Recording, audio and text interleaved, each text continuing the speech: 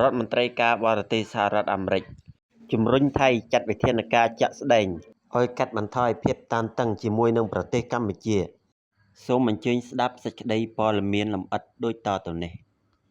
សហរដ្ឋអាមេរិករដ្ឋមន្ត្រីក្រសួងការបរទេសអាមេរិកលោក Marco Rubio បានបើកការសន្ទនាតាមទូរស័ព្ទជាមួយរដ្ឋមន្ត្រីការបរទេសថៃលោកស៊ីហាសាក់ភួងកេតកាកែវដោយជំរុញឲ្យថៃចាត់វិធានការជាក់ស្ដែងដើម្បីបន្ធូរបន្ថយភាពតានតឹងតាមព្រំដែនជាមួយប្រទេសកម្ពុជានិងវិលត្រឡប់ទៅអនុវត្តកិច្ចព្រមព្រៀងសន្តិភាពទីក្រុងកូឡាឡាំពួរប្រទេសម៉ាឡេស៊ីឡើងវិញយោងតាមការចេញផ្សាយពីក្រសួងការបរទេសអាមេរិកនៅថ្ងៃទី19ខែធ្នូឆ្នាំ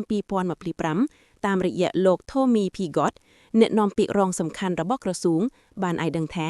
លោក Marco Rubio រដ្ឋមន្ត្រីការបរទេសអាមេរិកបានជួបពិភាក្សាតាមទូរស័ព្ទជាមួយនឹងលោកស៊ីហាសាក់ភួងកេតកាកែវរដ្ឋមន្ត្រីការបរទេសថៃជាលទ្ធផលលោក Marco Rubio បានគូបញ្ជាក់អំពីការព្រួយបារម្ភរបស់សហរដ្ឋអាមេរិកទាក់ទងនឹងអំពើហិង្សាជាបន្តបន្ទាប់តាមបណ្ដោយព្រំដែនកម្ពុជានិងបានសង្កត់ធ្ងន់លើតម្រូវការបន្ទាន់ក្នុងការកាត់បន្ថយភាពតានតឹងលើសពីនេះទៀតលោករដ្ឋមន្ត្រីការបរទេសអាមេរិកបានជំរុញឲ្យរដ្ឋមន្ត្រីការបរទេសថៃចាត់វិធានការជាក់ស្ដែងដើម្បីបន្ថយស្ថានភាពនិងឲ្យប្រទេសថៃវិលត្រឡប់ទៅអនុវត្តកិច្ចព្រមព្រៀងសន្តិភាពទីក្រុងកូឡាឡាំពួរឡើងវិញ